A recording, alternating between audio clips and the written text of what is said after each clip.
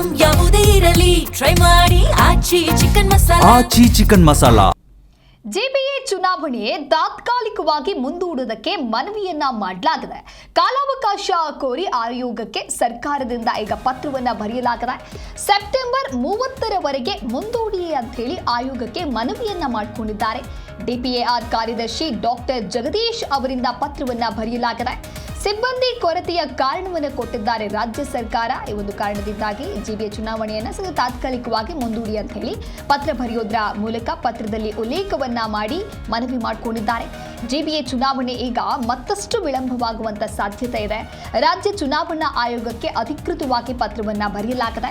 ರಾಜ್ಯ ಚುನಾವಣಾ ಆಯೋಗದ ಕಾರ್ಯದರ್ಶಿಗೆ ಸದ್ಯ ಈ ಒಂದು ಪತ್ರವನ್ನ ಬರೆಯೋದ್ರ ಮೂಲಕ ಚುನಾವಣೆಯನ್ನು ಮುಂದೂಡುವಂತೆ ಮನವಿ ಮಾಡಿಕೊಳ್ಳುವಂತಹ ಕೆಲಸ ಆಗಿದೆ. ಇನ್ನು ಗ್ರೇಟರ್ ಬೆಂಗಳೂರು ಪ್ರಾಧಿಕಾರದ ಚುನಾವಣೆಯನ್ನ ಜೂನ್ ಅಂತ್ಯದ ಒಳಗೆ ಮುಗಿಸಬೇಕು ಅಂತ ಹೇಳಿ ರಾಜ್ಯ ಸರ್ಕಾರ ಮತ್ತು ಚುನಾವಣಾ ಆಯೋಗಕ್ಕೆ ಸುಪ್ರೀಂ ಕೋರ್ಟ್ ಈ ಹಿಂದೆನೇ ಒಂದು ನಿದರ್ಶನವನ್ನು ನೀಡಿರುತ್ತೆ.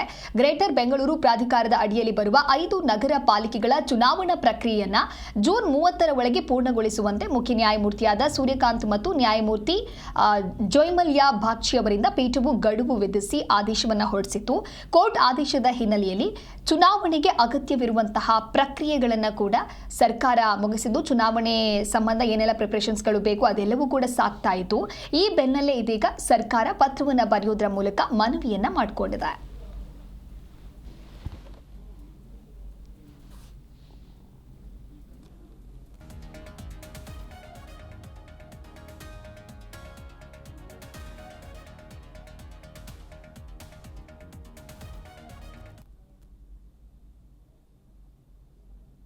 ಈ ಕುರಿತು ಮತ್ತಷ್ಟು ಮಾಹಿತಿಯನ್ನ ನೀಡ್ತಾರೆ ನಮ್ಮ ಪ್ರತಿನಿಧಿ ಪ್ರಸನ್ನ ದೇವನೂರು ಲೈವ್ ನಲ್ಲಿ ಜಾಯ್ನ್ ಆಗ್ತಾ ಇದ್ದಾರೆ. ಪ್ರಸನ್ನ, ಈಗಾಗಲೇ ಜಿಬಿಎ ಚುನಾವಣೆಯ ಸಲುವಾಗಿ ಆಯೋಗ ಸಂಬಂಧಪಟ್ಟಂತಹ ಪ್ರಿಪರೇಷನ್ಸ್ ಅನ್ನ ಮಾಡ್ಕೊಳ್ತಾ ಇದೆ. ಆದ್ರೆ ಏಕಾಏಕಿ ರಾಜ್ಯ ಸರ್ಕಾರ ಈಗ ಚುನಾವಣೆ ಮುಂದೂಡುವಂತೆ ಮನವಿಯನ್ನ ಮಾಡಿದ್ದು ಯಾವ ಕಾರಣಕ್ಕಾಗಿ, ಹಾಗೆ ಪತ್ರದಲ್ಲಿ ಉಲ್ಲೇಖ ಆಗಿರುವಂತಹ ಅಂಶಗಳೇನು? ಬಹಳ ಪ್ರಮುಖವಾಗಿ ಜಿಬಿಎ ಎಲೆಕ್ಷನ್ ಯಾವಾಗ ನಡೆಯುತ್ತೆ ಅನ್ನುವಂತ ಒಂದು ಯಕ್ಷ ಪ್ರಶ್ನೆ. ಯಾಕಂತಂದ್ರೆ ಹಲವು ವರ್ಷಗಳೇ ಕಳೆದೋಯ್ತು.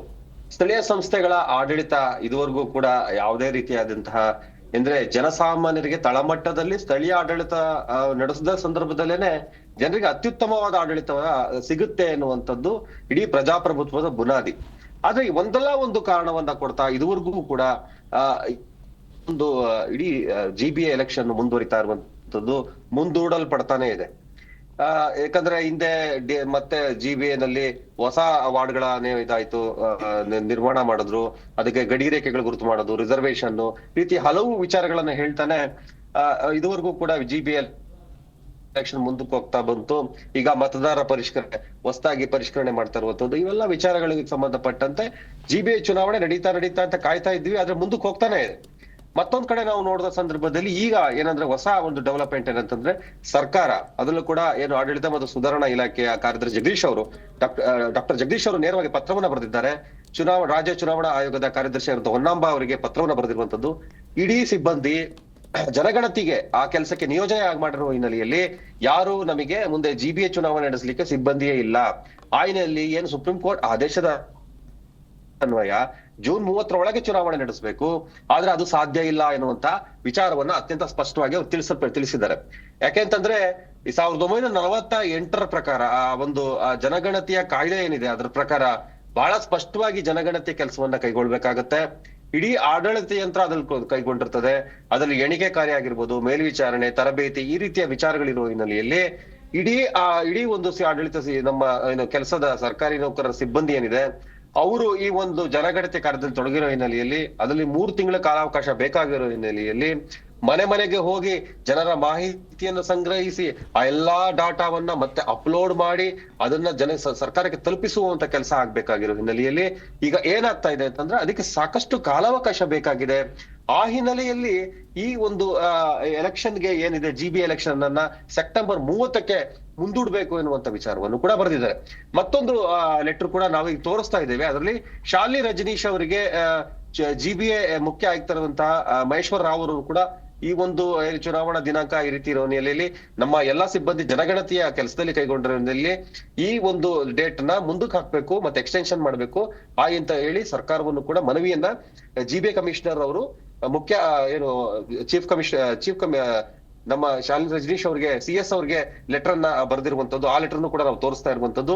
ಈ ಹಿನ್ನೆಲೆಯಲ್ಲಿ ಈ ಎಲ್ಲಾ ಲೆಕ್ಕಾಚಾರವನ್ನ ನೋಡಿದಾಗ ಚೀಫ್ ಸೆಕ್ರೆಟರಿ ಅವರ ಒಂದು ಗಮನಕ್ಕೂ ಕೂಡ ಈ ವಿಚಾರ ಹೋಗಿರುವಂತದ್ದು.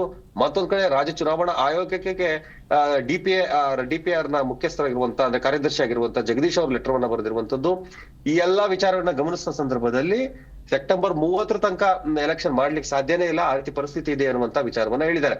ಅವ್ರು ಅತ್ಯಂತ ಸ್ಪಷ್ಟವಾಗಿ ಜನಗಣತಿಯ ಸಂದರ್ಭದಲ್ಲಿ ಏನೆಲ್ಲ ಕೆಲಸಗಳಾಗ್ಬೇಕಾಗ್ತದೆ, ಅದಕ್ಕೆ ಏನೆಲ್ಲ ಕಾಲಾವಕಾಶ ಬೇಕು, ಏನೆಲ್ಲ ಸ್ಟೆಪ್ಸ್ ಗಳಿರುತ್ತೆ, ಇಡೀ ಜನರು ಯಾವ ರೀತಿ ನಮ್ಮ ಅಂದ್ರೆ ಸರ್ಕಾರಿ ನೌಕರರು ಏನೆಲ್ಲ ಕೆಲಸಗಳನ್ನ ಕೈಗೊಳ್ಬೇಕಾಗತ್ತೆ, ಈ ಸಂದರ್ಭದಲ್ಲಿ ಚುನಾವಣಾ ಕೆಲಸವನ್ನ ಮಾಡ್ಲಿಕ್ಕೆ ಸಾಧ್ಯ ಇಲ್ಲ ಎನ್ನುವಂತ ವಿಚಾರವನ್ನ ಬಹಳ ಸ್ಪಷ್ಟವಾಗಿ ಹೇಳಿರುವಂತದ್ದು. ಆ ಹಿನ್ನೆಲೆಯಲ್ಲಿ ಸೆಪ್ಟೆಂಬರ್ 30ಕ್ಕೆ ತದನಂತರ ಅಂದ್ರೆ ಸೆಪ್ಟೆಂಬರ್ 30ರ ನಂತರ ಈಗ ಎಲೆಕ್ಷನ್ ನ ಕೈಗೊಳ್ಳುವಂತ ಅನಿವಾರ್ಯತೆ ಎದುರಾಗ್ತದೆ. ಹಾಗಾದ್ರೆ ಜನಗಣತಿ ಕಾರ್ಯ ಬಂದು ಸರ್ಕಾರದ್ದೇ ಆದೇಶ, ಕೇಂದ್ರ ಸರ್ಕಾರದ ಆದೇಶನ ಪಾಲನೆ ಕೂಡ ಮಾಡ್ಬೇಕಾಗ್ತದೆ. ಸುಪ್ರೀಂ ಕೋರ್ಟ್ಗೆ ಈ ಒಂದು ವಿಚಾರವನ್ನ ಗಮನಕ್ಕೆ ತರುವಂತ ಕೆಲಸವನ್ನು ಸರ್ಕಾರ ಮಾಡುತ್ತೆ. ಅದಕ್ಕೊಂದು ಅಫಿಡವಿಟ್ ಅನ್ನ ಸಲ್ಲಿಸುವಂತದ್ದು, ಅಫಿಡವಿಟ್ ಗೆ ಸಂಬಂಧಪಟ್ಟಂತೆ ಸುಪ್ರೀಂ ಕೋರ್ಟ್ ಕೂಡ ಇದನ್ನ ನೋಡುತ್ತೆ. ಯಾಕಂದ್ರೆ ಒಂದ್ ಕಡೆ ಜನಗಣತಿ ಕಾರ್ಯಕ್ಕೆ ಸರ್ಕಾರಿ ನೌಕರ ನಿಯೋಜನೆ ಆದ ಸಂದರ್ಭದಲ್ಲಿ ಮತ್ತೊಂದು ಕಡೆ ಎಲೆಕ್ಷನ್ ಮಾಡ್ಲಿಕ್ಕೆ ಕಷ್ಟ ಆಗ್ತದೆ. ಸಹಜವಾಗಿ ಅವ್ರು ಹೇಳೋ ಒಂದು ಪಾಯಿಂಟ್ ಇದೆ. ಆದ್ರೆ GBA ಚುನಾವಣೆಗೆ ಈಗಾಗಲೇ ಬಹಳಷ್ಟು ಸ್ಪರ್ಧಿಗಳು ನಾವು ನಿಂತ್ಕೊಂಡ್ಬಿಡ್ತೀವಿ. GBA ಚುನಾವಣೆಯಲ್ಲಿ ಆದಷ್ಟು ಪ್ರಿಪರೇಷನ್ ಮಾಡ್ತಿದ್ದಾರೆ. ಹಲವು ಸಂಭಾವ್ಯ ಅಭ್ಯರ್ಥಿಗಳು ಆಲ್ರೆಡಿ ಜನಸೇವೆ ಕಾರ್ಯ ಅದು ಇದು ಕಾರ್ಯಕ್ರಮಗಳನ್ನೆಲ್ಲ ಮಾಡ್ತಾ ಇದ್ದಾರೆ. ಆದ್ರೆ GBA ಚುನಾವಣೆ ಮಾತ್ರ ನಡೀತಾನೆ ಇಲ್ಲ. ಆ ಹಿನ್ನೆಲೆಯಲ್ಲಿ ಮತ್ತೆ GBA ಚುನಾವಣೆ ಮುಂದಕ್ಕೆ ಹೋಗಿದೆ ಅನ್ನುವಂತ ವಿಚಾರವನ್ನ ನಾವ್ ಹೇಳ್ತಾ ಇರೋದು. ದಿವ್ಯಾ.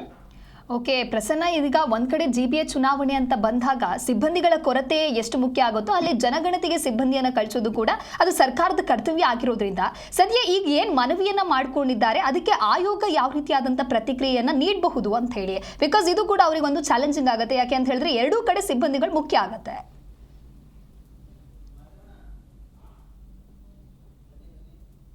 ಖಂಡಿತವಾಗಿ. ಯಾಕಂತಂದ್ರೆ ನಿಮ್ಗೆ ನೋಡಿ, ಎಲೆಕ್ಷನ್ ನಡಿಬೇಕಂದ್ರೆ ಎಲೆಕ್ಷನ್ಗೆ ಸಿಬ್ಬಂದಿ ಬೇಕೇ ಬೇಕು.